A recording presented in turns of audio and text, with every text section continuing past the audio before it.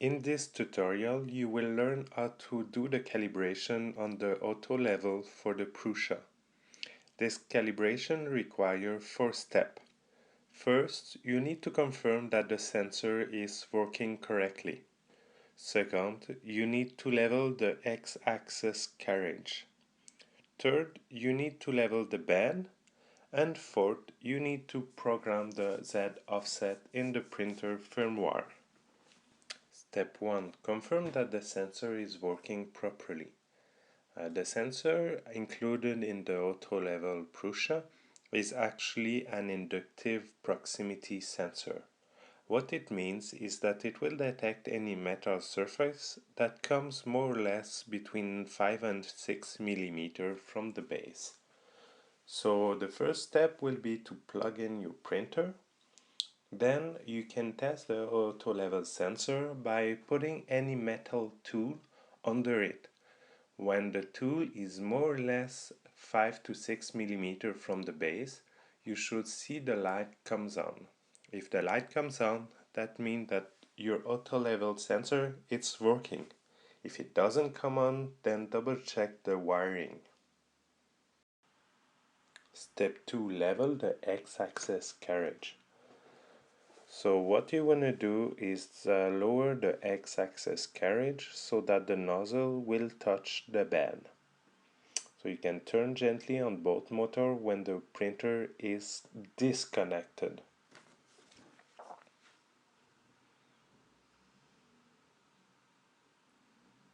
Great, so now the nozzle is touching the bed.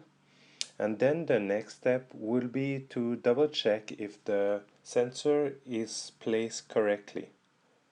So for this step you can use a caliper and you will measure the distance between the bed and the sensor.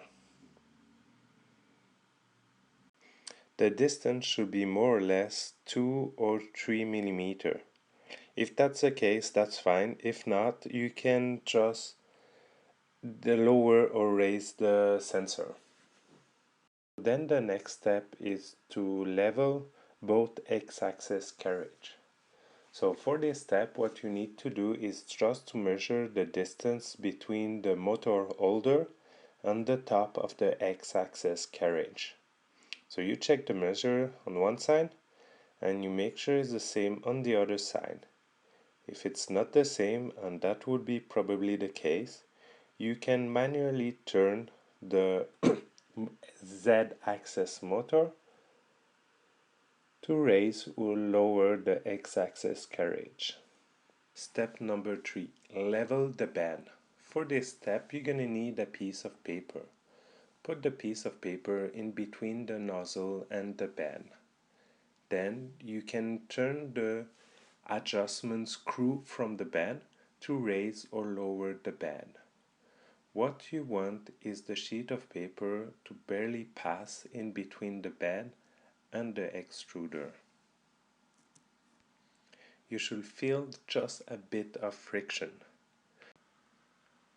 Once it's done, you can move the bed and the extruder with your hand to reach the 3 other corners and repeat exactly the same thing. Step number 4. Program the Z offset. So first thing you want to do is make sure that the nozzle is almost touching the bed. As in the previous step, you have to use a sheet of paper, but you need to move manually the Z axis together in order to raise or lower the nozzle. So make sure the sheet of paper can barely pass in between the nozzle and the bed, just with a bit of friction. The sheet of paper is more or less 0.1 mm thick, so you have to remember that for a step later. Next step, you need to plug in the printer. Then on your menu, you can go to Prepare, then move Axis, move 0.1, move Z axis,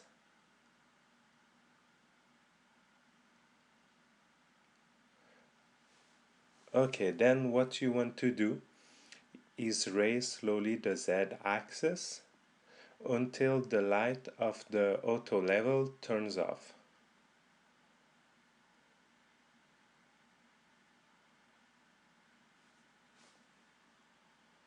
Here we go.